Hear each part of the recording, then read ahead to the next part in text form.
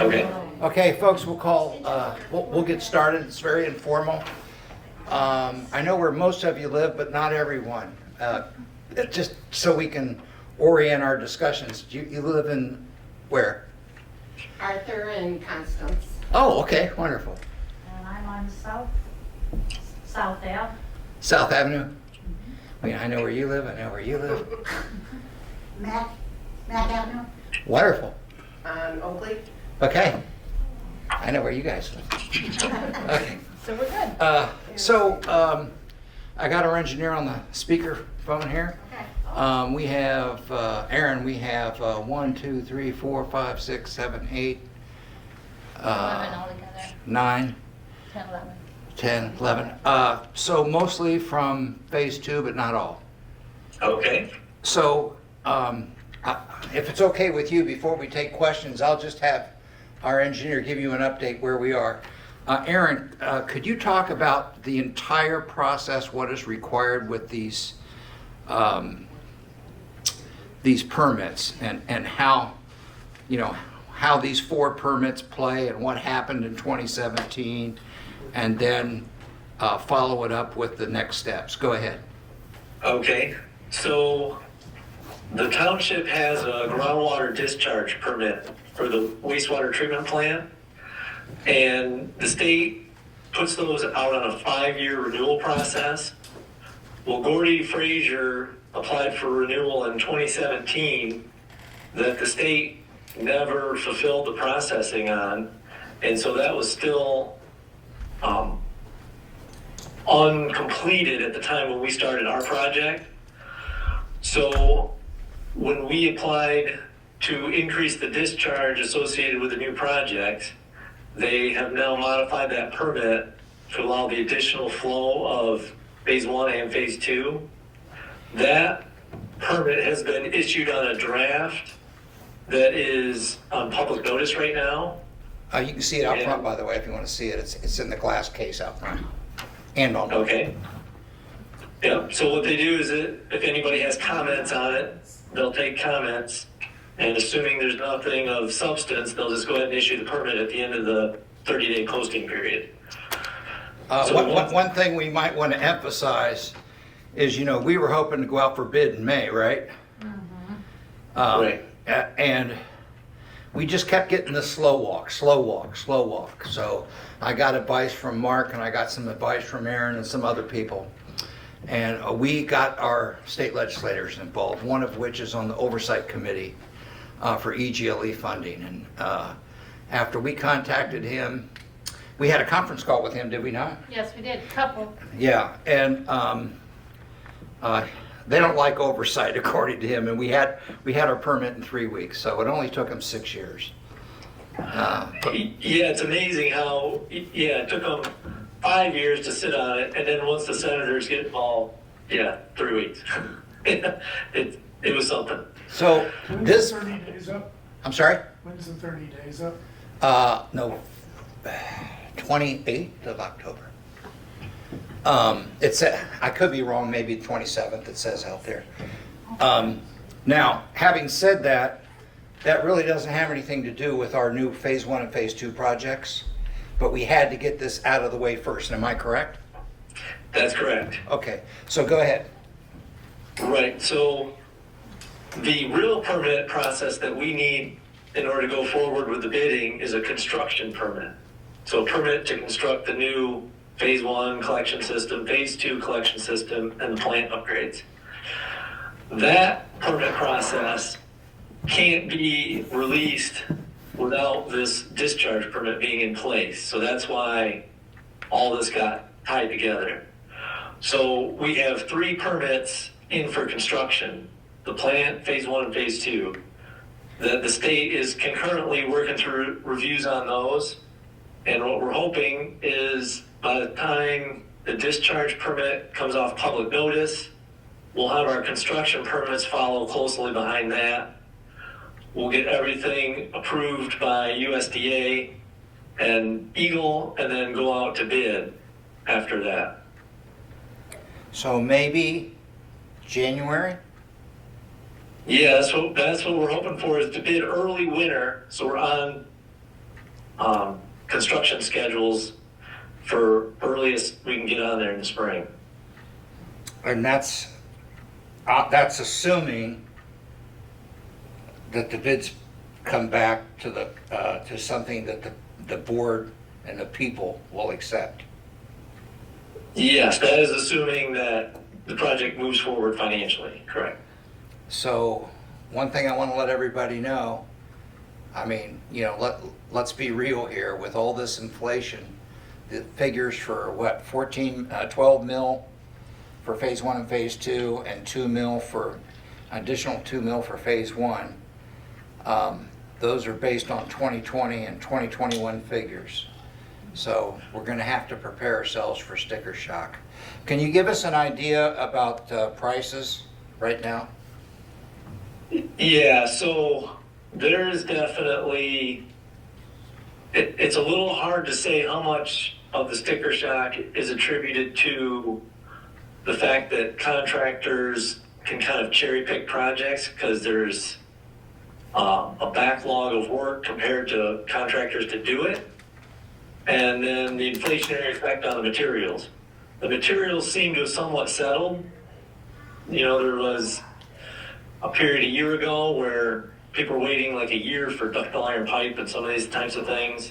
That seems to have worked itself out, and those prices are somewhat stabilized. There's still a few items that we do see, surprising variations in, but it's really, in my mind, this is going to come down to putting this into contract packages that are clearly defined and easy for contractors to bid on to get our best pricing. Now, since you've talked about the bid process, could you let the folks here know your strategy on bidding to try and keep costs down? Yeah, so we're going to try to break this down into chunks that are sized for more of the contractors in northern Michigan versus, if we just put out one $12 million package, there's nobody around here who really has the labor capacity to complete it. So what we're going to try to do, have a package that's suited for a drilling contractor to do, kind of like, say, Columbus Beach area where it's a lot of drilled pipe. The traditional open cut trench stuff in the main residential areas, and then the plant will be its own separated contract package because it's got the federal wage and Davis-Bacon requirements tied to that. Could you explain Davis-Bacon for those that don't know what it is? Yeah, so the USDA funding is not required to follow Davis-Bacon. The grant project money is required to follow Davis-Bacon, which is basically the federal government establishes a minimum pay scale for a class of a worker. And then there's a bunch of administrative costs to then interview workers and make sure they're being paid properly and track it and submit paperwork that gets audited. So it's just an overhead cost to the project to have that. How about Buy American? The Buy American, there's still some exemptions on that, but that would also apply to those federally funded ones. So are we gonna have to apply because we know we can't get American-made pipe? Right, so the common construction materials that are not available are getting exemptions that we will get from them. How much? Some of them are already pre-approved. I don't mean to put you on the spot. You don't have to answer it if you don't want to. But how much over percentage-wise do you think we're going to be? Well, I mean, that's tough, but yeah. Let's put it another way. What are you seeing out there? Yeah, we're seeing from say 2020 to now, it's somewhere around 20-25%. Ouch. Okay. Now, I wanted to talk about insulation, but let's pause here. Anybody have any questions for our engineer? Yes, ma'am. Okay. When you said- Could Oh, it's just, yeah. yeah, because he can't hear you. Or why don't you come right up here? If you have a question for Aaron, come right up here. Well, he said 20 to 25%, but to my knowledge, there was a 10% already baked in. Is that correct? That is correct. We baked in a 10% contingency, right? Okay, so is that 25% in addition to the 10? That would, well, no, not necessarily in addition to it. That's just, generically speaking, that's about what we're seeing. Okay, so if we're lucky, we'll only be 15% over? Right, If we're lucky. right. Come on up. You got a question?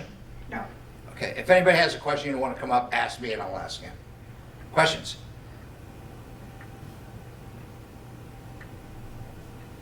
Okay, I talked to some local excavators. You and I and Janet, you know, we have our weekly subcommittee conference call on Thursdays at 2 o'clock. And I told you that all of a sudden prices for hookups are supposedly going from our initial $1,500 to $2,500 to $4,000 per household, per, was it 50 feet or 100 feet? I think it's 100 feet. I think it was 50 feet. Was it? Yeah, I think it was 50 feet. I don't remember what day it was. So, I'm very concerned about that, and we talked about that, and you had an alternative solution for homeowners. What was it? Yeah, so what we've seen on past projects is the contractor doing the work for the township will often do separate work for homeowners because they're already on the site, they're already mobilized, you know, they got equipment sitting there. And sometimes that will be your cheapest route. So in You know, other words, sometimes a you're saying, local you're saying excavator that can come in and do them, you know, do a dozen of them or something. But what I would expect is you'll have some combination of contractors in there between whoever's doing the main line work and then local contractors that people have one-off hired for. Okay, so if we have local contractors that are willing to do the work, but they are not working for you, we could use the people working for you and get a more competitive price, possibly. Correct, but we're also very careful to tell the contractor that the work they do on the private property is between them and the homeowner. We don't get involved in any of the oversight or payment or any of that stuff. Okay? and also, We just, Aaron, when these contractors come down the street, a lot of times you can get a better deal if they bundle with your neighbors. So they can do the whole street or the block or whatever. So that's something that the neighbors can kind of work on themselves to try to get a better deal, don't you think? definitely, yeah. If you Now, is get this, together with your neighbors. is this contractor gonna have to have a plumbing license? Typically not. Usually the building department takes jurisdiction 5 feet from the building and in. And then we're responsible 5 feet from the building and out. So you will need a permit from the health department though to abandon your septic tank.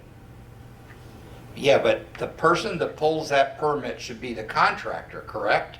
Correct, your excavator would just file it with the health department. I mean, a homeowner could do it, but Yeah, so folks, just so you know, I haven't done a lot of building, but I've done enough, and I can tell you that the first sign of a fly-by-night outfit is if they require you to get the permit. Most reputable contractors will get the permit for you. For me, it's just, you do what you want. It's a big red flag for me if they don't hold a permit. And what we're talking about is either removing your septic or crush and fill. Now, you'll get doublespeak from the health department, folks, because they really want them removed, but it's not a requirement, and it's more expensive. Would it not be more expensive?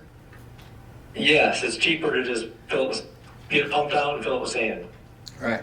So I talked to one of our local excavators with the initials BE. I don't want to say who it is, but she told me, for example, if we could get everybody on the same street, that they could do it all at once, and the neighbors all got together, it would save a tremendous amount of money. And I can see that now, where, you're buying, pipe in bulk, and you're going up and getting all the permits all at once, right? Right, then you bring in the sand, you have them all pumped at one time, you fill them all at one time, there's an economy to scale for sure. Okay. We have a question. Go ahead. I'll speak Yes. up. Well, if we go together with neighbors and one company does all the crushing or whatever we decided to do, will the connection to the sewer line be that same day? Did you hear that? When they crush and fill, will the sewer line be done the same day?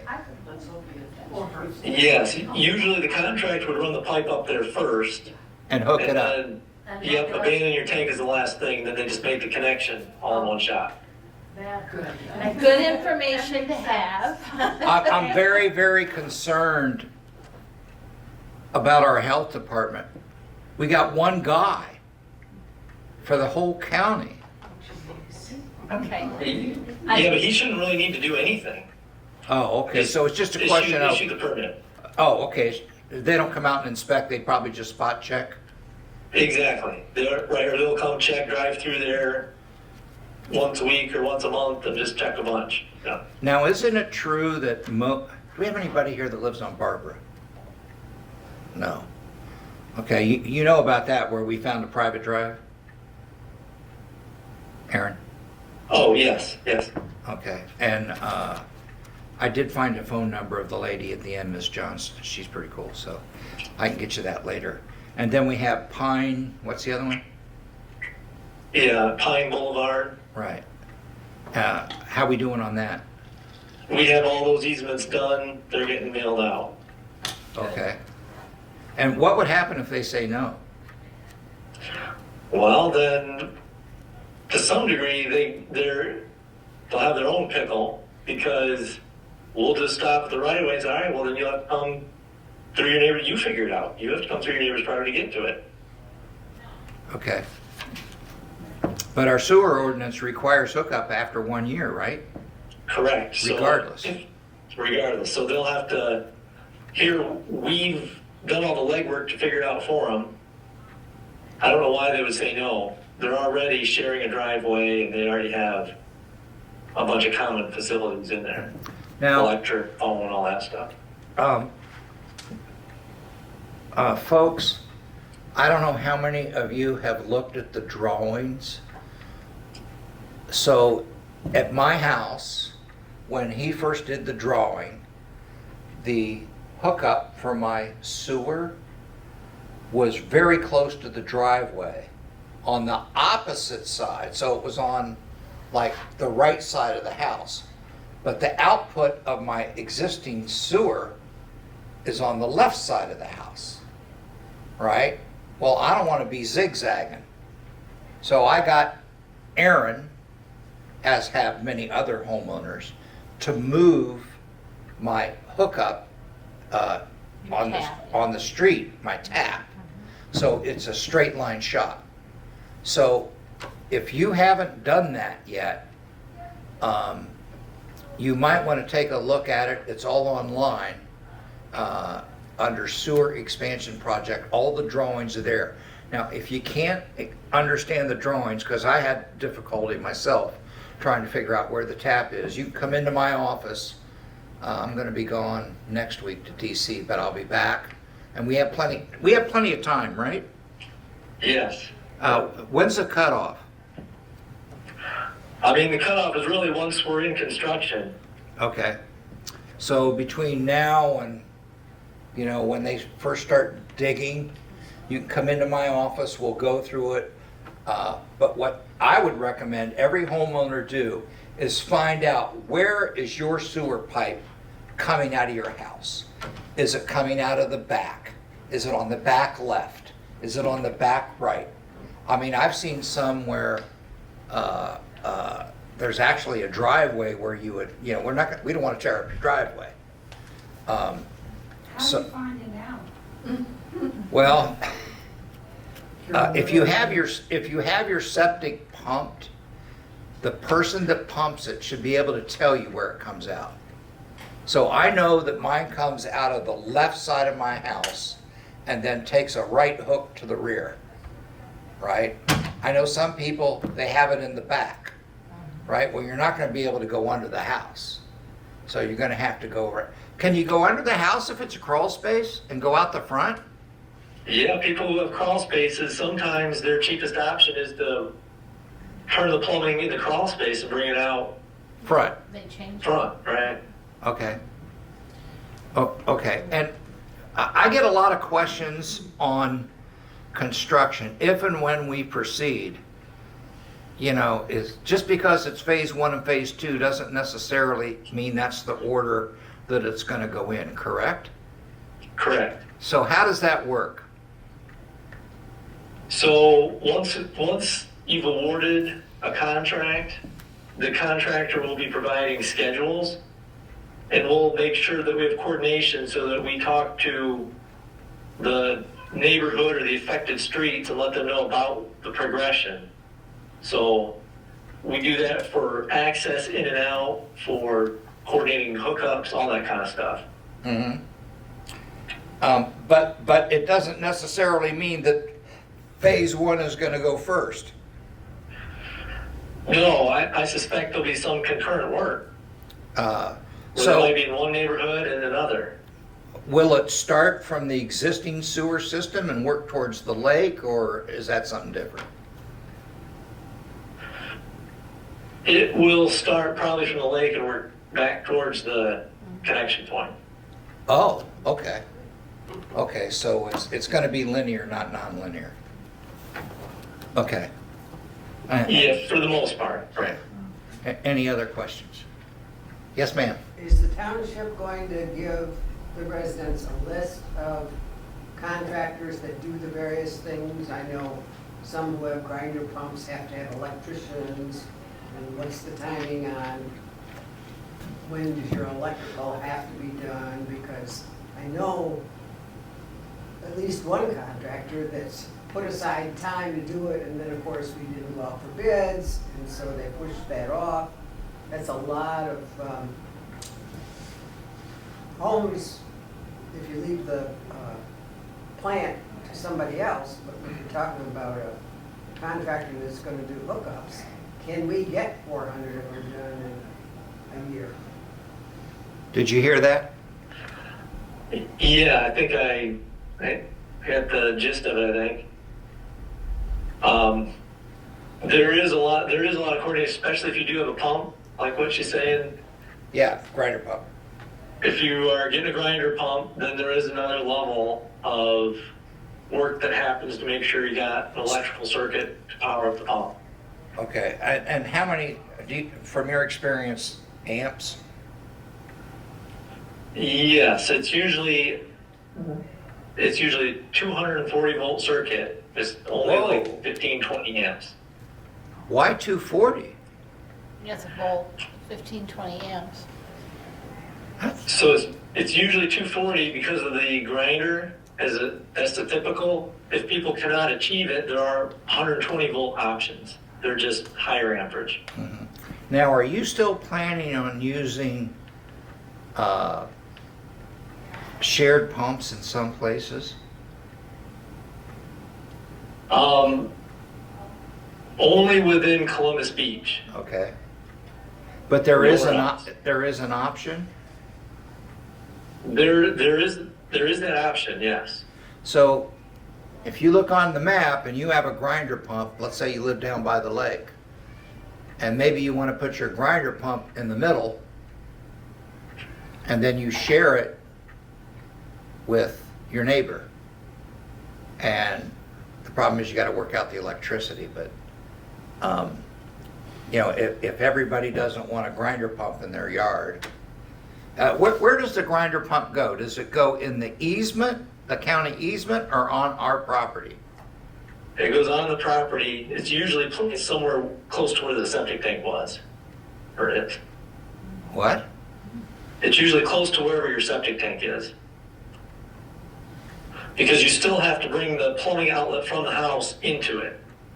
So you're telling me if I need a grinder pump, it's gonna be next to my house? Yeah, probably around where your septic tank is. Well, yeah, but my septic tank's in the back. Yeah, your grinder pump could be in the back. Oh, well, why wouldn't it just be right where it comes out of the side of the house? Yeah, it would typically be the most convenient spot coming out of the house. So Okay, if your tank is in the back and you can locate your line and move it to the side yard or the front or something, then so it's not gonna be close to the street where our team can drive around and look for the little blue and red lights? well, we do try to make them visible. Okay. We try not to put them in the backyard unless that's the option we have. But Now, are we planning, I know you and Mark talked about this a lot, are you planning on having this alarm system by phone? we are planning to do that, yes. How much is that adding to our costs? That is about $800 per install. How many grinders? There's, I think 68.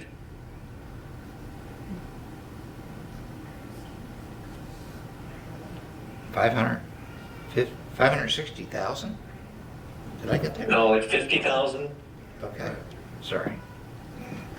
Okay, I'm trying to think of everything else. Oh, so another thing I want to let, a lot of people are always concerned about backing up in their house. So Yes. tell them that story.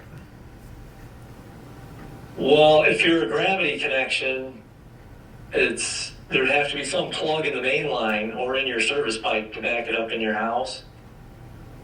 It's, How do you keep a sewer backup from coming back up into your house? So in other words, my sewer, my septic tank is full and I get it back up. How do we Yes. prevent that on a sewer system? your operator does periodic maintenance on things. Okay. But with the So- grinder pump, isn't there a safeguard? Check that. Yeah, so in a grinder pump scenario, you can't really have a backup from the main. There's a check valve at the road and then another one at your pump. So the only backup would be something that you flushed from your house to the grinder pump. Okay. Okay. And in regards to construction for the collection system, are we going on the side of the road or are we just literally cutting the road down the middle? We're trying to go down a side, But we're gonna cut the road. but we're gonna cut the road, we're gonna repave the road, yes. The whole road? The whole road, yes. Whoa, wait, stop. There's a 33-foot wide road. You're gonna repave the entire 33-foot wide road? Or only where you're going to cut? We're gonna repave, if we can do it on the side, we usually cut down the middle and pave the lane. But you're gonna do it for the whole length down there. Okay, but you're gonna not repave the whole road. Not unless we're in the middle or we can't salvage it. Okay. Some of these roads are skinnier, but we won't be able to avoid it. I don't know if it's any help to you, Aaron, but we got the 2023 road report and I'm expecting the 2024 any day from the road commission, and almost every road in phase 1 and phase 2 is what they consider near failure. Well, if we want to put some money to it, we'll take it. Oh, the road commission isn't going to give us money for local roads. They always got their hand out. They own the roads, but they refuse to maintain them. It's just like the road ends. Yeah, a lot of counties will encourage townships to have their own villages for road repairs. Yeah. Well, yeah. We're not going to go there right now. Yeah. We got enough taxes. But I guess what I'm saying is, Aaron, you know this, but folks, the road commission goes through with a thing called a PASER system. And they have to go to school for it. And they judge every road on a scale of 1 to 10. 1 means it's not savable. 2 means it needs repaving. In the case of gravel, it needs to be redone. The road commission, did they not tell us they've come out with a new policy that any road that has a number 1 on it is going back to gravel? Yeah. And we have 5 or 7 roads in this township that are number 1s, and I think we'll get more number 1s when the 24 come out. And folks are either gonna have to cough up the money or it's going back to gravel.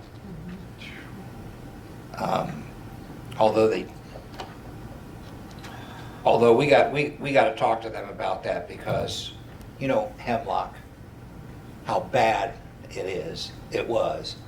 And then they went in there with tar and chip and did a pretty darn good job. Even though that's a number 1, he says, Bob, you can get 2 or 3 more years out of it. I'd hope so. We only paved it, what, 10 years ago. I know, so eventually what I'm gonna have to do is go around to every number 1 road and take pictures, go to the road commission and fight their PASER rating. Aaron, as you know, the problem with the PASER rating is if you have a half a mile road, right? Yeah. And 10 feet of that road is deteriorated to the point where it's got to be repaved, they'll mark that whole road as a number 1. So Right, it's, they don't break it down that detailed. Columbus Beach, are your roads private? Yeah. Oh, okay.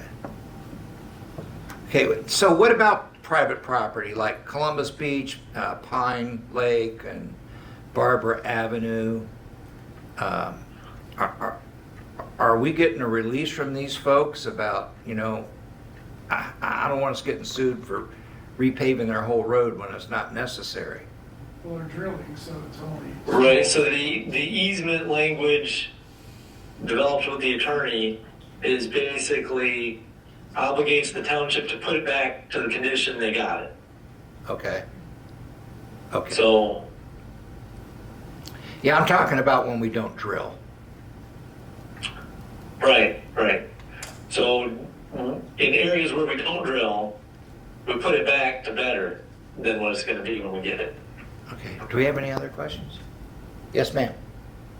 Is the township gonna provide a list for residents of electricians and whatever you call hookup people? The question is, are we going to provide a list of electricians and excavators? I think that's a lawyer question. Yeah, I mean, we've seen townships take it either way, where sometimes they'll just generically offer to post it, and they make no comment on it. They just say, if you want to be listed in your contractor, call us, we'll put you on the list. Okay, and then we put a disclaimer, is that what's done? Mhm. Right, then you just say, you know, you can make no recommendation, but here's available contractors. And some of these folks, we won't even know who they are until we get their bids. Right. But you have people that you work with like Charlevoix, Petoskey, Boyne City, Rogers City. I mean, Oh, yeah. you probably have a list of those, right? Yes, yeah, we have. Or you could get us a list. Yep. What I'm concerned about, Bob, is that I understand that when the commercial district was done, one excavator did 90% of the hookups. I remember. You told me about that. We didn't have 400 hookups that we had to do, and they did the commercial district, as I remember, over 2 years. Yeah, well, and it was like 200. And you're saying that the ordinance says that you have to hook up within a year. What happens if you can't get an excavator?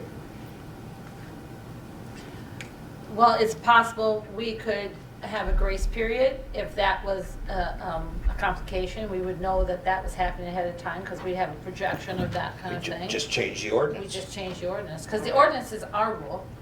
We can change it if we have to. We can make an exception. What's been your experience, Aaron, with, that kind of activity? Yeah, usually there's the majority of people hook up right away, and then there's always some stragglers. Yeah, but Sally's question is, the township has been through this before where we had less than 200 hookups, and it took 2 years to get it done because we didn't have enough excavators, am I correct?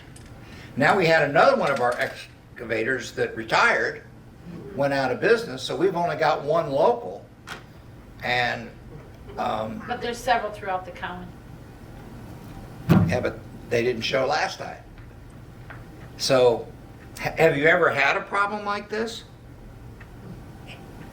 No, I'm not aware of a project where we've had delays where people cannot get it done. Now, one thing I will say, it's kind of misleading. You could be hooked up to the sewer system, and the time period hasn't started yet.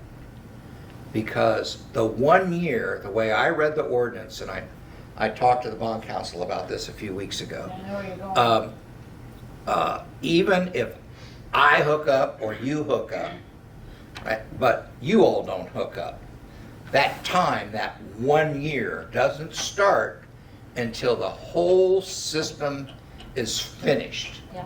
So it's possible that you could be hooked up, and it may be another 3 or 4 or 5 months before somebody 1 mile from you has a trench dug, right? The 1 year doesn't start until the engineer says, we're done. Then we have to run an ad in the newspaper a few times telling the public that by such and such a date, 1 year from now, you have to be hooked up. So in some cases, it could be 2 years, it could be 18 months. Yeah, because the local excavator already has a business that's full-time. Yeah, And so we're saying to them, okay, you got a full-time business, put that aside, and for the next, whatever it is, because I assume it's harder to crush your tank and hook up in the winter than it is when the ground's not frozen. yeah. Can you do it when the ground's frozen? Well, Never mind, I got your answer. yeah, it's tough. One thing that happened last time too is that we had a whole lot of them at the beginning try to hook in. And then there was a lag time because there was a lot of people that decided they were gonna wait till the very end. And so there was kind of not so many doing it in the between time. And so there was a little bit of a lag there. And that's why too, it took so long to get everybody on, because there was a good chunk of people that waited till the last minute to go ahead and get that in. But I don't think we're gonna have that problem this time. I think people are going to try to get it together and get it done. One thing I wanted to make sure too, if you have a neighbor or you know someone that is living on a very low fixed income, there is help for this through the USDA for hookup costs. You'd have to qualify just like anything else, but there is help available, and we will be looking more into that as we get closer to that, so you can apply for that help. I don't know if they would pay it if it's an either or situation, they either pay it all or they don't, or maybe they pay some of it depending on your financial situation. It's quite a process to go through, but if there is a single person living on a very low fixed income and you know that, is going to be a financial hardship for that person, make sure you tell them that there is help that could be available, and we'll be looking into that, because I think neighbors need to talk to neighbors on something like that, because you know your neighbors better than I would know them. And, just look out for each other is what I'm saying, and make sure people are aware of that situation. Now, one thing I plan to do, I looked at the form. I know how to speak what we call Fed speak. I've talked to the lady that runs a program in Sault Ste. Marie. So my plan, this is just me personally, I'm gonna make myself available one-on-one. So if that person needs help, they can come in, make an appointment with me. You'll probably have to help me. Yep. And we will help them fill out this application. We will help them get the paperwork together. And we will help them submit it, and we will track it. I mean, I know 3 ladies that I'm gonna have to do this for already. There's a lot of communities that say, well, it's available, you contact USDA. We're gonna try to help as many as we can through this process, you know, and so for us to reach out, we need you guys to help us bring them to us. You Right, know. it's just like a veteran applying for benefits for the first time. It's a maze for a lot of folks. And you can go to the Veteran Service Office in Sheboygan or any other county. VFW has helpers, American Legion has helpers to help them fill these things out because they're experienced doing with it. So we're gonna do the same thing to help people. Now, right now, I haven't checked lately, but the last time I checked, they can get up to, depending on their level of income, you gotta prove the income. Or lack of income. At a certain level, you can get up to $7,000 as a grant. If they think you can pay it, then it's like a 1% loan or a combination thereof. But I have had people, Mark, I can't remember the nice gentleman at Columbus Beach I talked to that said that if the community needed help, he was gonna help. I just can't remember his name right now, but maybe Dan French, but I don't want to put words in his mouth. There was another gentleman I talked to a few years ago, but you know, if we have to, we'll raise this money. Community's pretty good about, you know, raising money. Yeah, Now, we'll try to do something. if someone is really limited with their funding, it's one thing to spend $3,000 or $4,000 putting in the line. But then you got the problem where you got to make the payments every year, right? And, you know, we certainly don't want people losing their homes because of an additional Expense. $700, $800, $900 a year that they can't afford. So, We'll be looking at all financial possibilities for, you know, those people that are struggling financially and try to help them as much as possible. We cannot use general funds or any kind of taxpayer money, but we can help organize community support. And that's what we're here to help with. and if this thing gets built, we will be hiring additional staff. We have to, correct? You will need additional staff, yes. As I recall, at least 1 full-timer and 2 or 3 part-timers? I would think that's appropriate for sure. Okay. And that's in addition to the help that we might be able to get from our existing staff in the off-season, Right. like during the Right. winter times and stuff.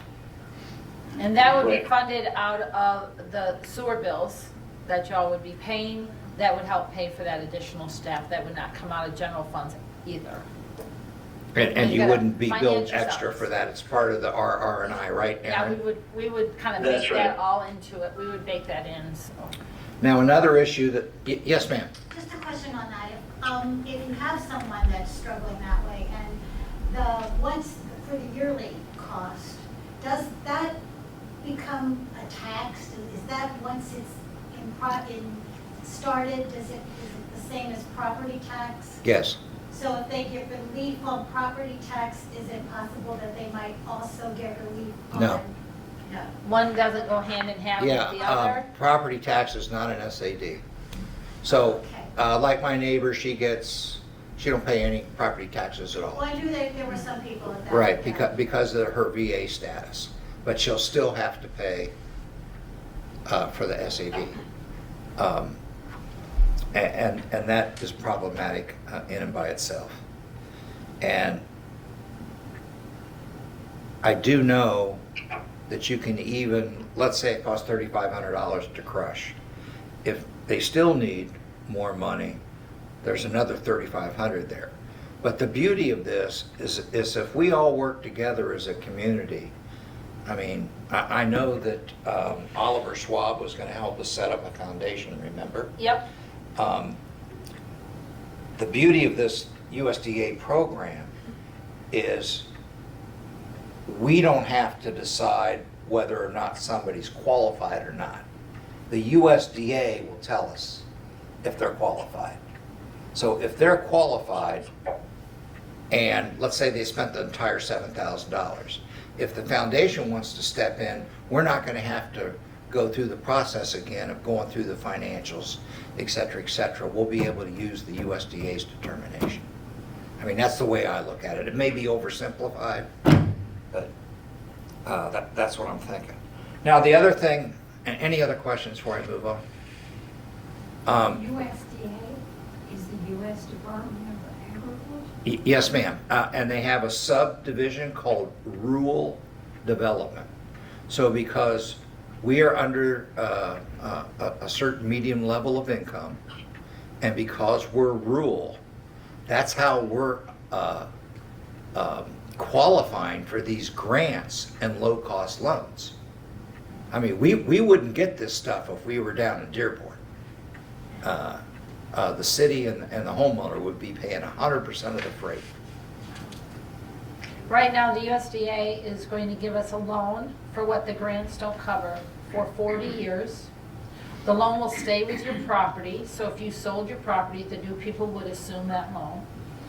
And it's a low interest loan. What's the interest rate now? 3%, 4%? One is 1.75 for phase one and 2.25 for phase two. So it's very low interest rates. And even, this is my advice personally, even if you had to pay the money to pay the whole shot at one time, it's to your advantage to take out the loan and keep your money in the bank and get higher interest for it, or have it available if you need it for something.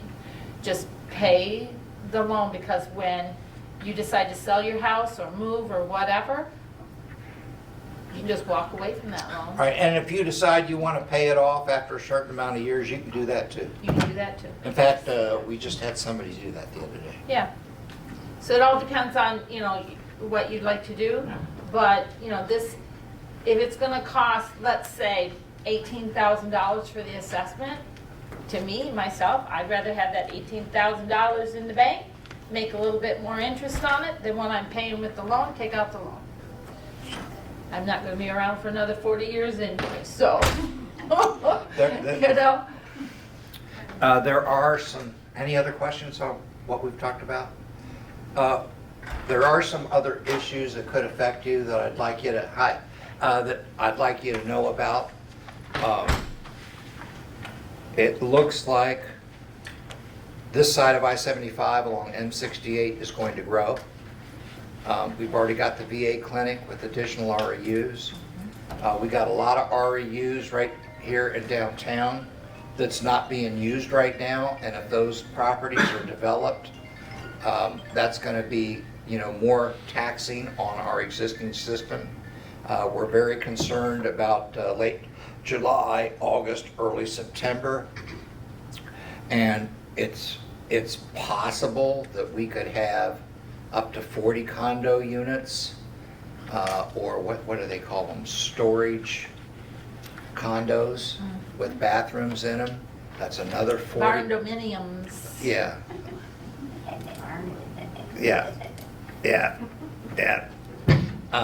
So it's going to be a mix of residential condos and what I call storage man caves for boy toys or girl toys. And then across the street, it's very possible that we'll either have a Hyatt or a Marriott with 80 rooms. Behind that, it's very possible over the next 3 years that we might get 60 to 80 apartment units, not Section 8.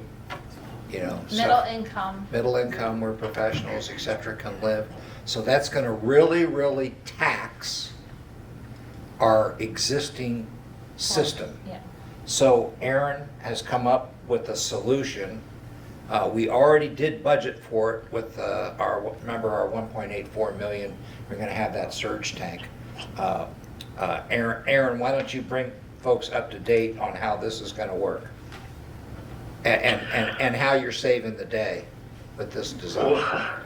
Well, I would say you're saving the day by tracking down all this money and availability to get these things done. But yeah, so there's a 150,000 gallon surge tank that's going to get installed with the plant upgrades. So in addition to doubling the raw treatment capacity of the plant, there's also 150,000 gallons to take out these weekend seasonal peaks. So aren't the peaks generally between 4 and 6 and 8 and 10 in the morning? Yes, and the peaks are more like Friday, Saturday also. Right, so the microbes, they don't like to be rushed. They like everything slow and steady so the microbes could do their work. So the Yes. slower flow you get, the more efficient your plant becomes. And we were talking initially, what, a 50,000 gallon tank? We were initially talking 50, right? Right, and now it's 150, and that's gonna get us how many REUs? Somewhere around 80-ish. Right, so that's like, for this surge tank, without having to add on to the plant, it's gonna cost, what, about 900 grand? Yep. And, but if we had to add on to the plant, with another module, it costs, what, double that, right? Yes, exactly. Right, so this is really, gonna help us, make us more, efficient. And the other thing we're doing, if the board votes tonight, I personally am, and I know you are, very concerned about backups. I remember it was either, 2 years ago or last year where we were out of power for 4 days and we had to run around here running generators all over the place to keep the pumps working so it didn't back up. And then we had pumps fail. So tonight, how old's our system now? 10 years? The average lifespan of a pump is 10 years, correct? Correct. I'm sorry?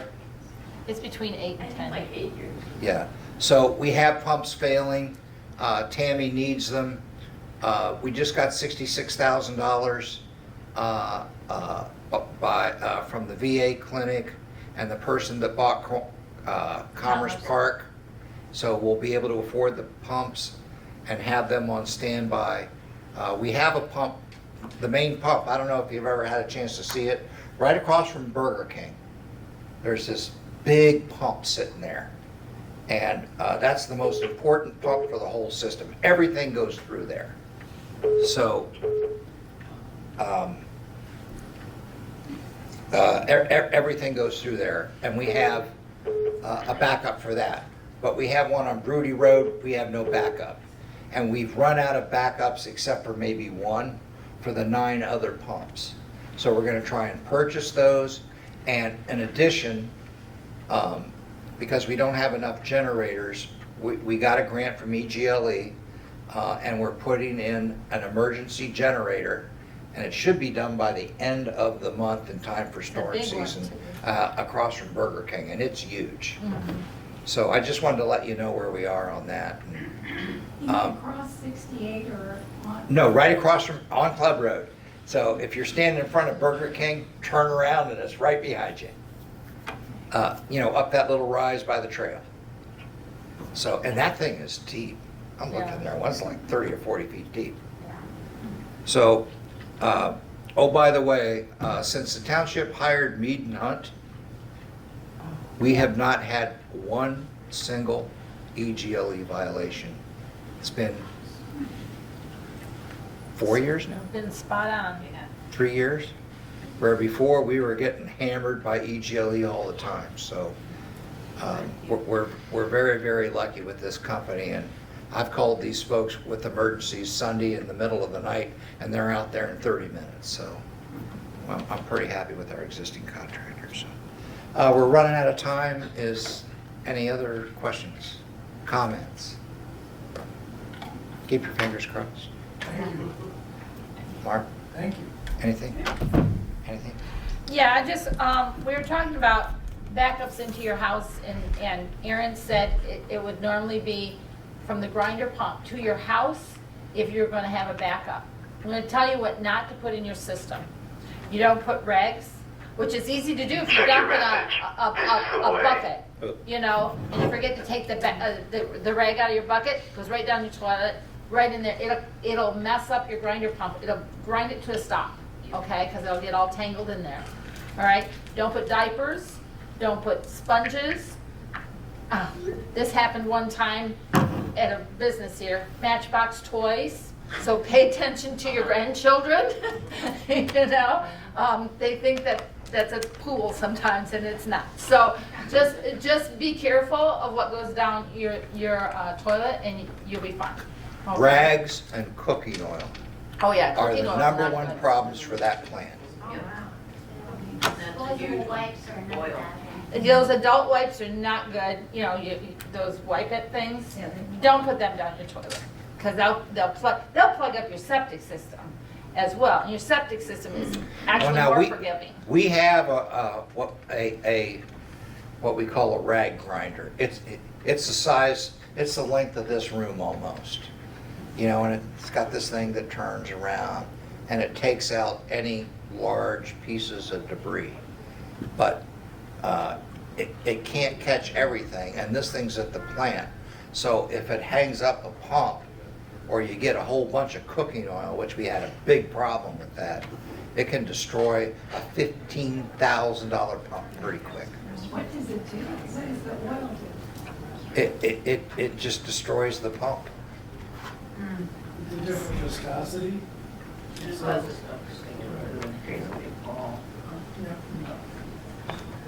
Okay, I think we're about done. Any other questions? Any other questions? We'll call it a day. I move to adjourn. Any other questions? So we'll adjourn. Thank you very much. We're going to start a little late because this moved late, so we'll start our regular meeting about 5 after 7.